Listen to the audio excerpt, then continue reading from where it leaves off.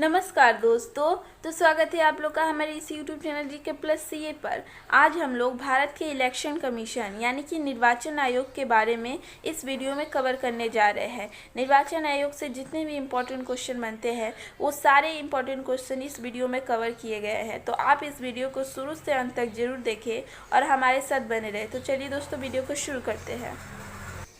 पहला क्वेश्चन है दोस्तों, निर्वाचन आयोग का गठन कौन करता है? तो भारत में दोस्तों इसका गठन ऑप्शन बी करेक्ट हो जाएगा, राष्ट्रपति करते हैं। और भारत के वर्तमान में राष्ट्रपति कौन है? तो दोस्तों इसका सही आंसर है रामनाथ कोविंद है और वो 14वें नंबर के है, याद रखें। और इससे पहले जो 13वें नंबर के थे वो प्रणब मुखर्जी थे। आगे बढ़ते हैं क्वेश्चन नंबर 2 की तरफ। निर्वाचन आयोग का गठन संविधान के किस अनुच्छेद के अंतर्गत आता है? तो दोस्तों ये जो है आर्टिकल 324 यानी कि अनुच्छेद 324 के अंतर्गत निर्वाचन आयोग के बारे में बताया गया है। ऑप्शन बी करेक्ट हो जाएगा। क्वेश्चन नंबर 3, निर्वाचन आयोग की जो पद्धति है भारत में किस देश से ली गई है? तो जो दोस्तों ये ब्रिटेन देश से ली गई है। तो ऑप्शन बी करेक्ट हो जाएगा। ब्रिटेन को इंग्लिश में इंग्लैंड कहते हैं और इंग्लैंड की राजधानी है लंदन।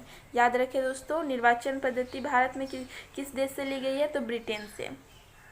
क्वेश्चन नंबर 4 है, भारत में निर्वाचन आयोग की स्थापना कब हुई? तो भारत में निर्वाचन आयोग की स्थापना 25 जनवरी 1950 को हुई थी। ऑप्शन बी करेक्ट हो जाएगा।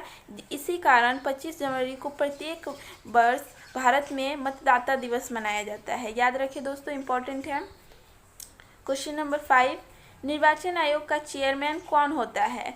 तो दोस्तों इसके चेयरमैन राष्ट्रपति होते हैं। ऑप्शन ए करेक्ट हो जाएगा।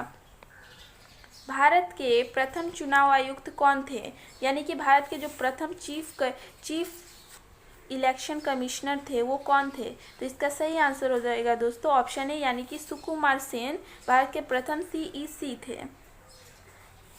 क्वेश्चन नंबर 7 है, भारत के मुख्य चुनाव आयुक्त का कार्यकाल कितने दिनों का होता है? तो ऑप्शन बी करेक्ट हो जाएगा दोस्तों 6 वर्ष या 65 वर्ष की आयु तक, जो भी इन दोनों में से पूरा हो जाए, यानी कि 6 वर्ष का कार्यकाल पूरा हो जाए तो इनका कार्यकाल पूरा हो जाता है, या 65 वर्ष, जो भी दोनों में से पहले पूरा हो जाए।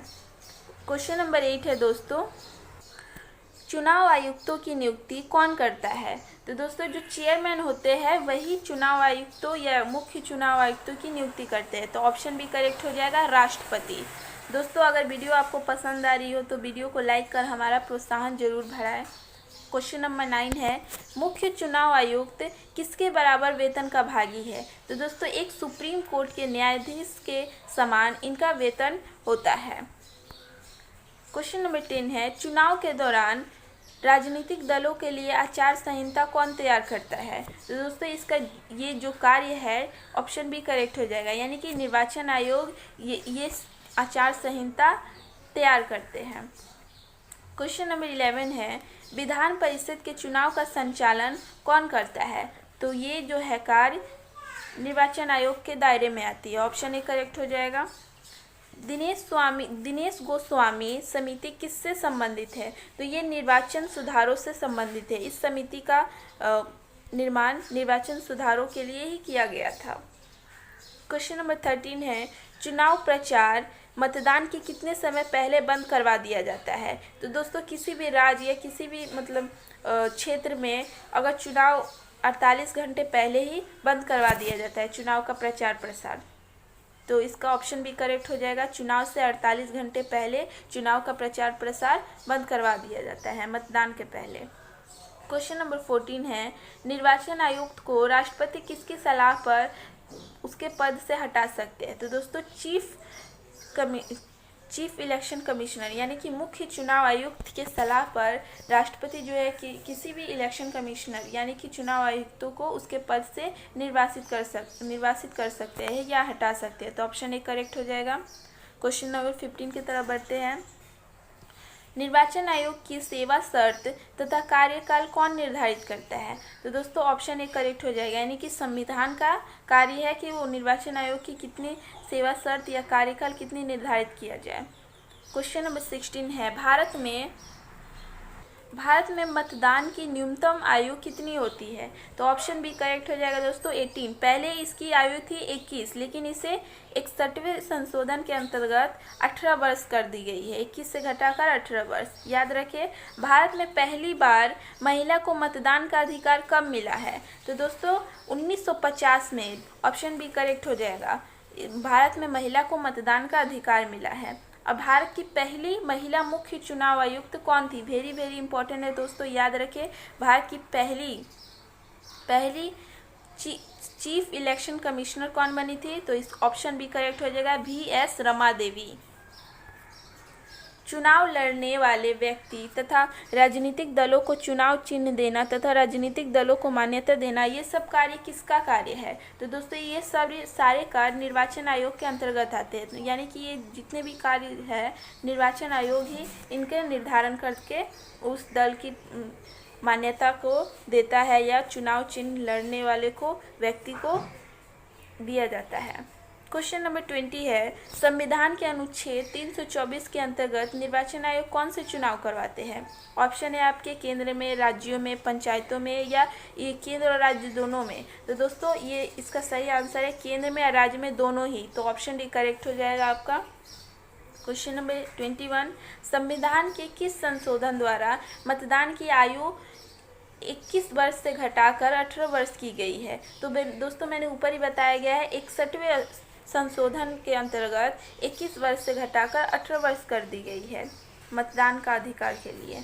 निर्वाचन आयोग के बारे में संविधान के किस भाग में बताया गया है? दोस्तों याद रखिए, अनुच्छेद जब पूछा जाए तो 324 बोलिएगा, लेकिन जब भाग में पूछा जाए संविधान के किस भाग में, तो इसका सही आंसर ऑप्शन सी हो जाएगा, यानी कि भाग 15 में बताया गया है।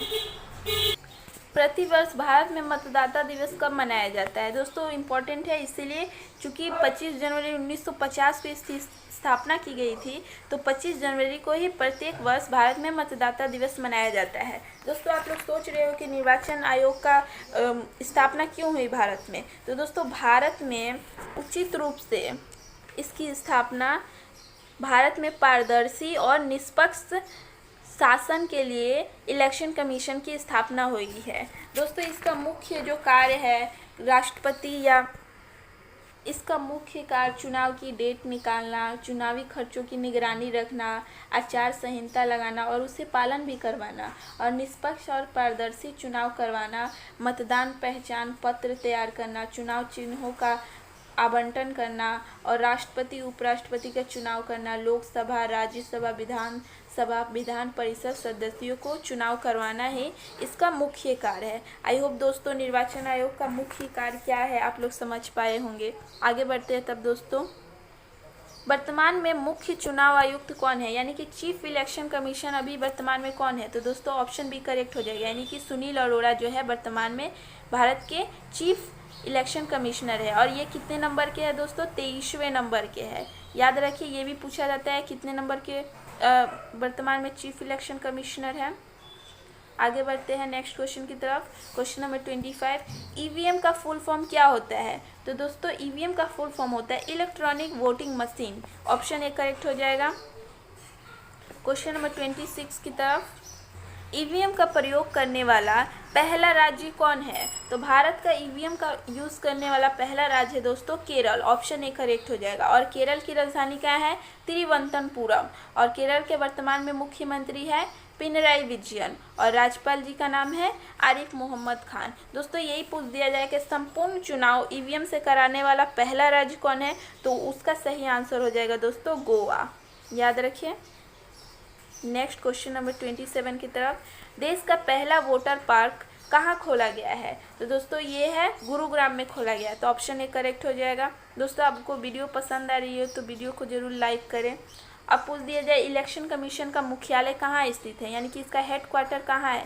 तो दोस्तों इसका हेड क्वार्टर है दिल्ली में। ऑप्शन बी करेक्ट हो जाएगा। मतदान के दौरान उंगलियों में निशान लगाने के लिए जिस स्याही का प्रयोग किया जाता है उस स्याही का उपयोग किया जाता है, उस स्याही का क्या नाम है? तो दोस्तों इस स्याही में सिल्वर नाइट्रेट रहता है। तो ऑप्शन सी करेक्ट हो जाएगा। क्वेश्चन नंबर 30 की तरफ, विजिलैब किसके द्वारा लॉन्च किया गया है? तो विजिलैब दोस्तों चुनाव आयोग, ऑप्शन बी करेक्ट हो जाएगा, इलेक्शन कमीशन के द्वारा लॉन्च किया गया है। आई होप दोस्तों आपको वीडियो पसंद आई होगी। अगर वीडियो पसंद आई हो तो इस वीडियो को लाइक कर हमारा प्रोत्साहन जरूर बढ़ाएं और चैनल को सब्सक्राइब जरूर कर ले और भी ऐसे लेटेस्ट वीडियोस के लिए। Thanks for watching GK+CA। आपका दिन शुभ हो।